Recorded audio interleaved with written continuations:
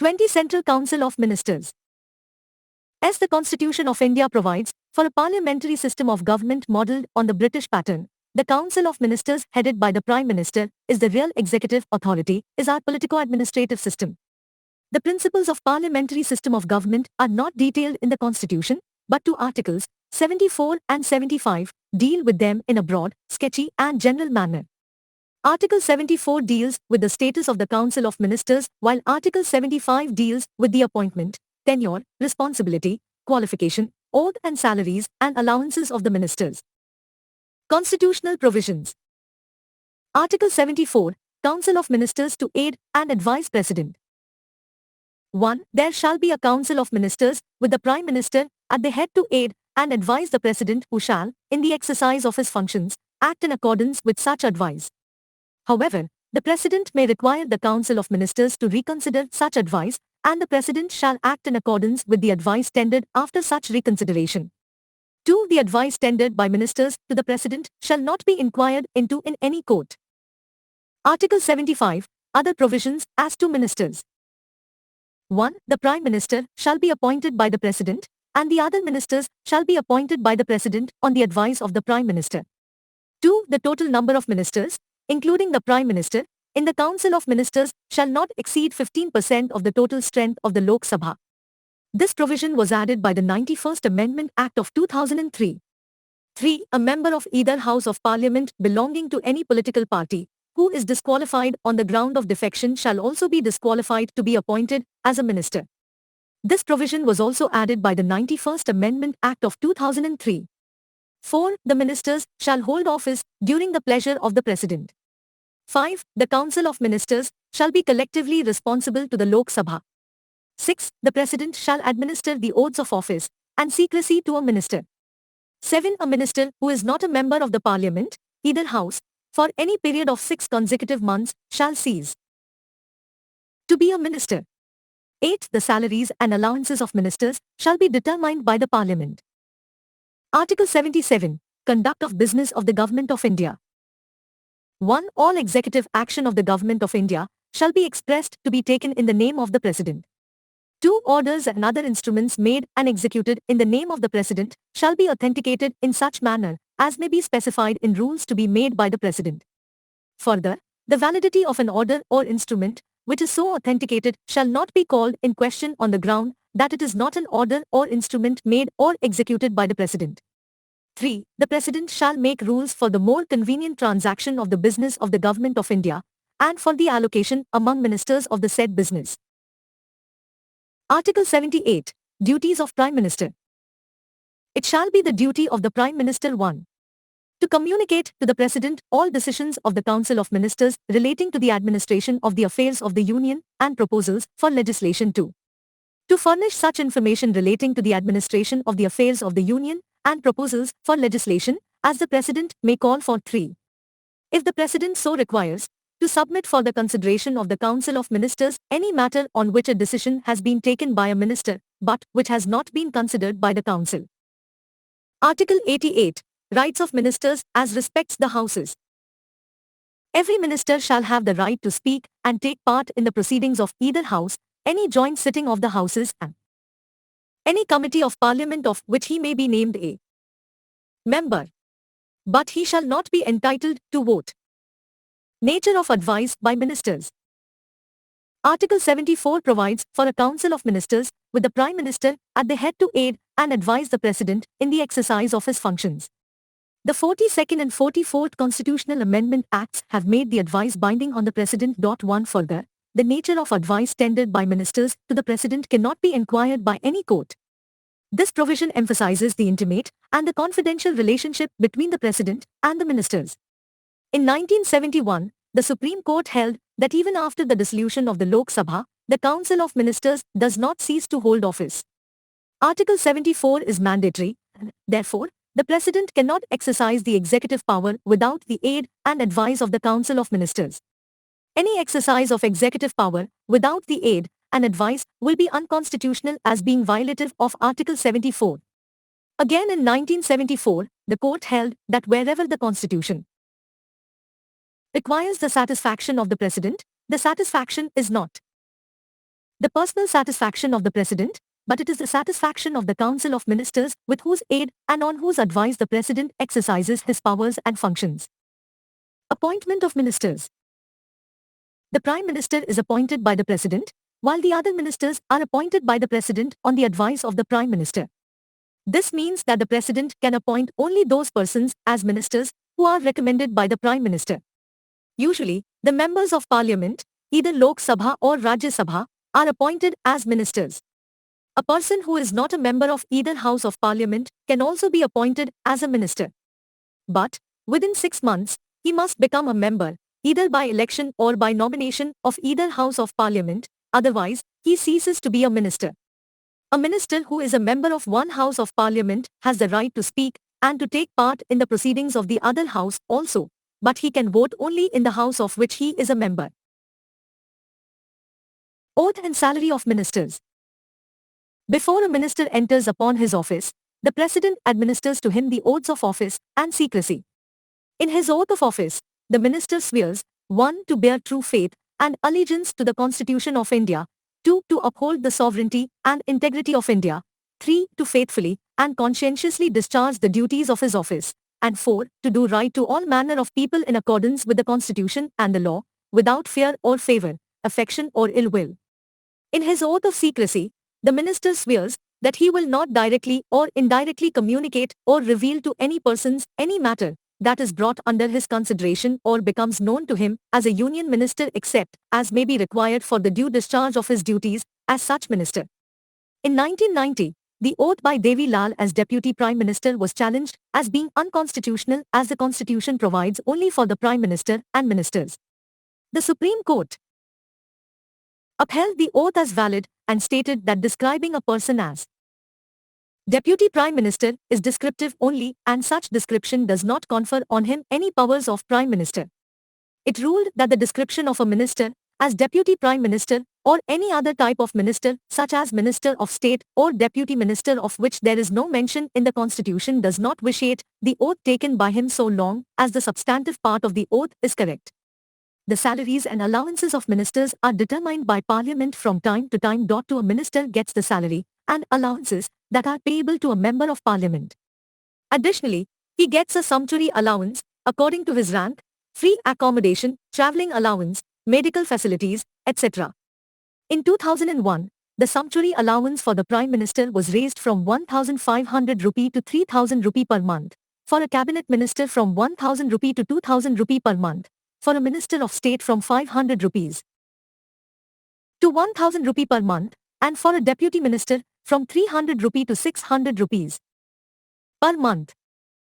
Responsibility of Ministers. Collective responsibility. The fundamental principle underlying the working of parliamentary system of government is the principle of collective responsibility. Article 75 clearly states that the Council of Ministers is collectively responsible to the Lok Sabha. This means that all the ministers own joint responsibility to the Lok Sabha for all their acts of omission and commission. They work as a team and swim or sing together.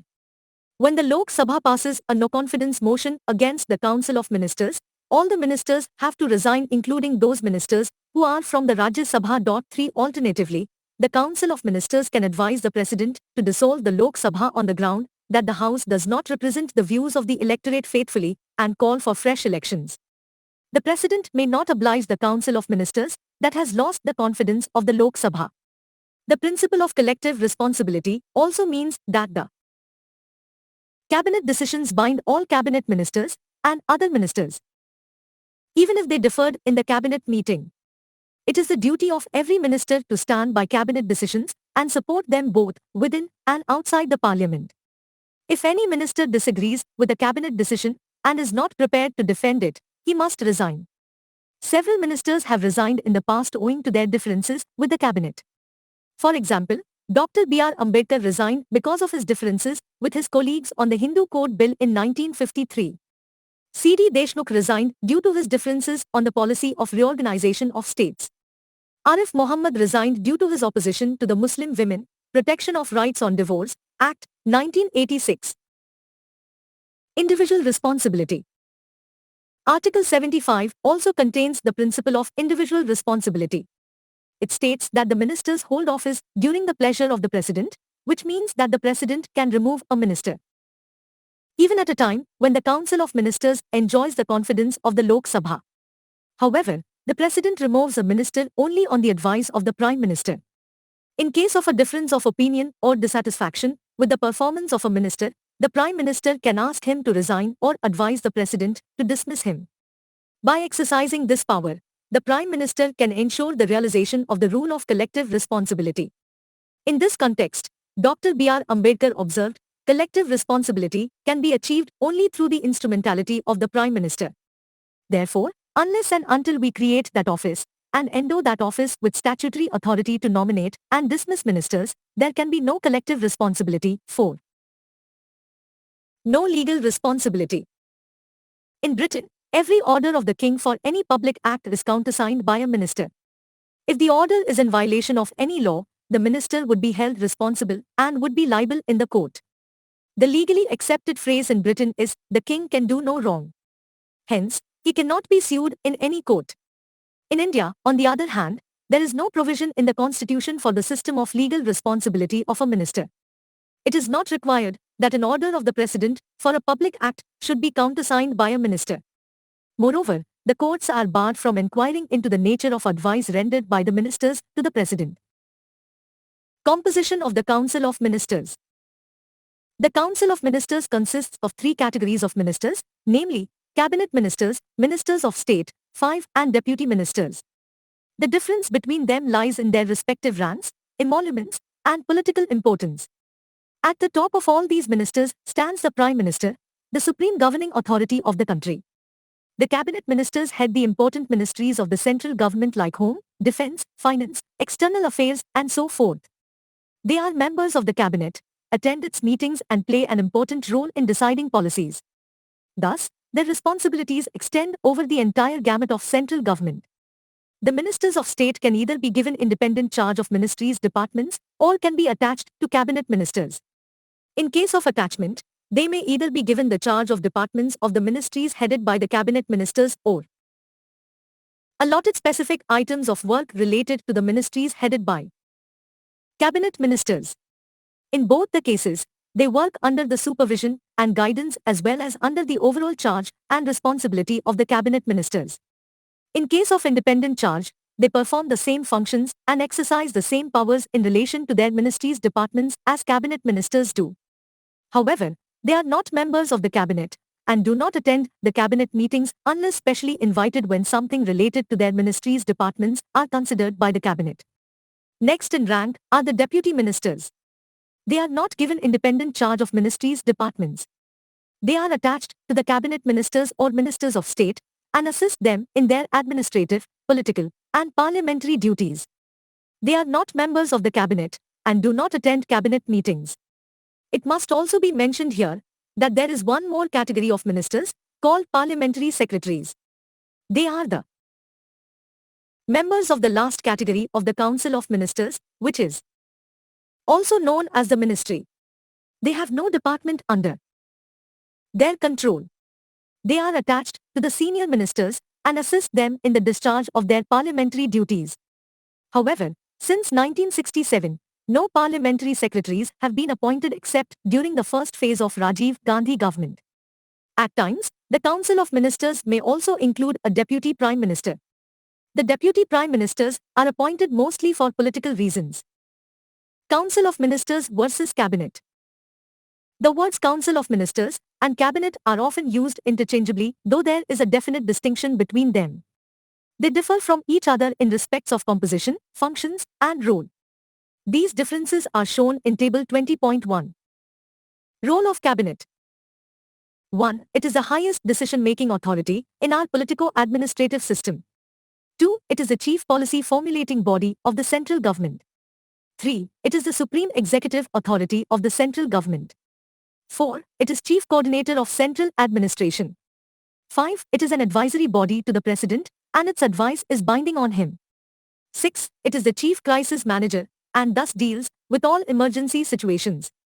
7. It deals with all major legislative and financial matters. 8. It exercises control over higher appointments like constitutional authorities and senior secretariat administrators. 9. It deals with all foreign policies and foreign affairs. Table 20.1 Distinction between Council of Ministers and Cabinet. Council of Ministers Cabinet.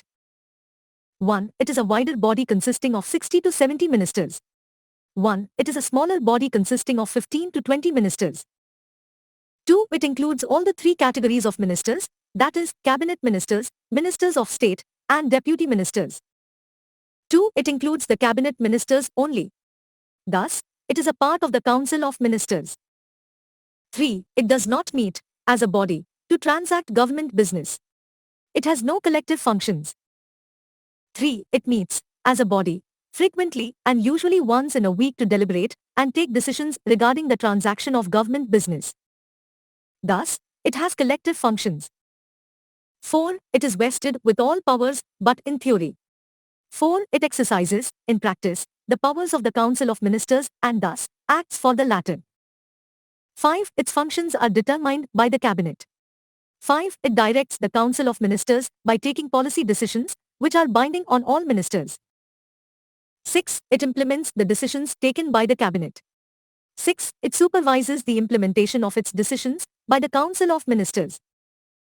7. It is a constitutional body, dealt in detail by the Articles 74 and 75 of the Constitution. Its size and classification are, however, not mentioned in the Constitution. Its size is determined by the Prime Minister according to the exigencies of the time and requirements of the situation. Its classification into a three-tier body is based on the conventions of parliamentary government as developed in Britain. It has, however, got a legislative sanction. Thus, the Salaries and Allowances Act of 1952 defines a minister as a member of the Council of Ministers by whatever. 7. It was inserted in Article 352 of the Constitution in 1978 by the 44th Constitutional Amendment Act. Thus, it did not find a place in the original text of the Constitution. Now also, Article 352 only defines the Cabinet saying that it is a council consisting of the Prime Minister and other ministers of Cabinet rank appointed under Article 75 and does not describe its powers and functions. In other words, its role in our politico-administrative system is based on the conventions of parliamentary government as developed in Britain. Name called and includes a deputy minister. 8. It is collectively responsible to the lower house of the parliament. 8. It enforces the collective responsibility of the Council of Ministers to the lower house of parliament. Role descriptions. The various comments made by the eminent political scientists and constitutional experts on the role of cabinet in Britain holds good in the Indian context also. These are mentioned below. Ramsay Muir: the cabinet is the steering wheel of the ship of the state. Lowell: the cabinet is the keystone of the political arch. Sir John Marriott: the cabinet is the pivot around which the whole political machinery revolves. Gladstone: the cabinet is the solar orb around which the other bodies revolve. Barker: the cabinet is the magnet of policy.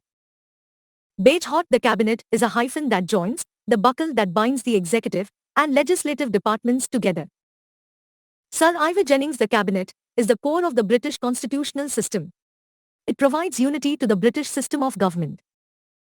L.S. Ameri: the cabinet is the central directing instrument of government. The position of the cabinet in the British government has become so strong that Ramsay Muir referred to it as the dictatorship of the cabinet. In his book How Britain is Governed, he writes a body which wields such powers as these may fairly be described as omnipotent in theory, however, incapable it may be of using its omnipotence. Its position, whenever it commands a majority, is a dictatorship only qualified by publicity.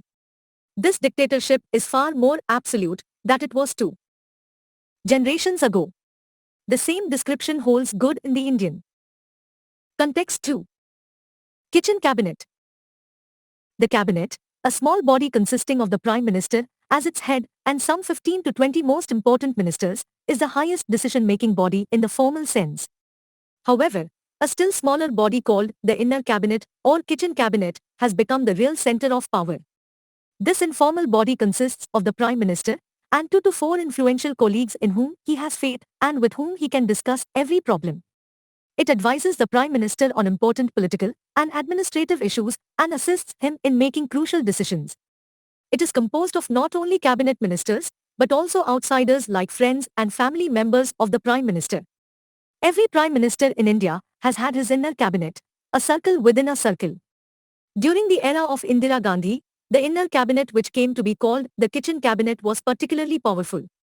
The Prime Ministers have resorted to the device of inner cabinet, extra-constitutional body, due to its merits, namely 1. It being a small unit, is much more efficient decision-making body than a large cabinet. 2. It can meet more often and deal with business much more expeditiously than the large cabinet. 3. It helps the Prime Minister in maintaining secrecy in making decisions on important political issues. However, it has many demerits also. Thus, 6.1. It reduces the authority and status of the cabinet as the highest decision-making body. 2. It circumvents the legal process by allowing outside persons to play an influential role in the government functioning. The phenomenon of kitchen cabinet, where decisions are cooked and placed before the cabinet for formal approval, is not unique to India. It also exists in USA and Britain and is quite powerful in influencing government decisions there. Table 20.2 Articles related to Central Council of Ministers at a glance. Article No. Subject Matter 74. Council of Ministers to aid and advise President. 75. Other provisions as to ministers. 77. Conduct of business of the Government of India. 78. Duties of Prime Minister as respects the furnishing of information to the President, etc. 88. Rights of ministers as respects the Houses.